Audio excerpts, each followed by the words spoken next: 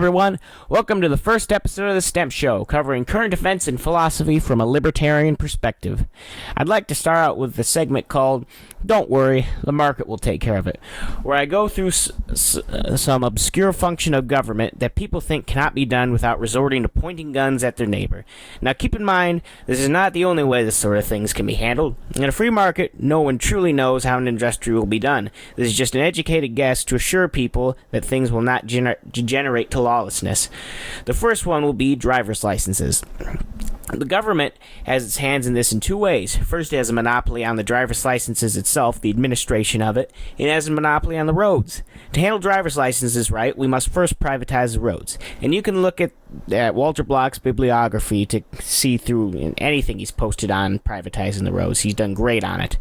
But the problem with the government licenses, besides the coercion, is that the government has no market signals to determine if what its testing procedure is too much or too little. They get paid either way, and there's no competition. But if the roads were privatized, the road owners wouldn't want just anyone driving on them. They would need some sort of assurance that the driver was competent at driving. Otherwise, the road would get a bad reputation for unsafety and would most likely go out of business. As well, car insurance companies would want some assurance about the driver's competency before taking a risk and insuring the driver's vehicle. So with this, there would be a market for testing compliance agencies that would run a driver through a test and give them their stamp of approval.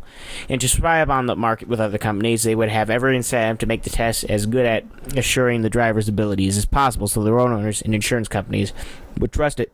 As well, drivers would not want a test that is too extreme or hard to pass. So there would also be a market incentive to not make it too hard, so this would produce a happy medium of a test that tests your abilities but isn't too extreme. It's quite similar to how welding is done today, not by government, but by the American Welding Society. Now I'm going to move on to another segment called Current Events. Obamacare is being challenged in court again, this time on the basis of it being declared a tax.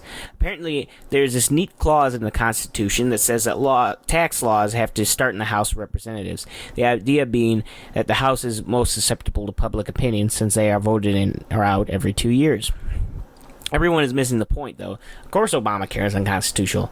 Even though the Constitution was a growth in centralized power from the Articles of Confederation, it still does not authorize Congress to force people to pay for health insurance. But even if it did authorize it, it wouldn't matter. Obamacare is extortion. It is crony capitalism. It's stealing money from people to buy something they may or may not want. It is plain theft. It is pure and simply theft. It being unconstitutional just gives us another wall of defense against it.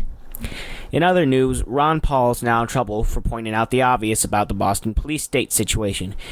He points out the man responsible was found by a private citizen, not by these goons. Police, so the whole thing wasn't needed even anyways. The article on Yahoo News that talks about this quickly degenerates into a hit piece, reminding us about Ron Paul's racist newsletters, the ones that have been debunked, and saying that the Mises Institute has ties to Neo-Confederacy, and they try, on top of that, make out Butler Schaefer out to be some kind of weird nut. Their info, of course, was coming from the Southern Poverty Law Center, which explains a lot. It is the most disgusting, biased propaganda organization that I've ever read. And to be honest, I don't think Ron Paul went too far. I don't think he went far enough, because he didn't point out that these police are just a bunch of fucking criminals for crimes of robbing people, of monopolizing their profession, of bullying people. They are no different than a bunch of mafia goons that go and hound people's stores for not paying protection money. Alright, let's move on to something else. Shameless advertising. I have an industrial music CD, Collapse into Chaos, for sale without DRM or copyright on Bandcamp.com. Try and make it there and listen to it, and maybe buy it, Or if you want to test drive it first, pick up the MP3s for free from my Jamando page. Industrial music isn't for everyone, so you really want to listen to it first. But I think the true fans of industrial music and noise music, anything experimental, will come to love this. I put a lot of work into it, I put a lot of my soul into it, so I'm hoping that you'll at least get some enjoyment out of it.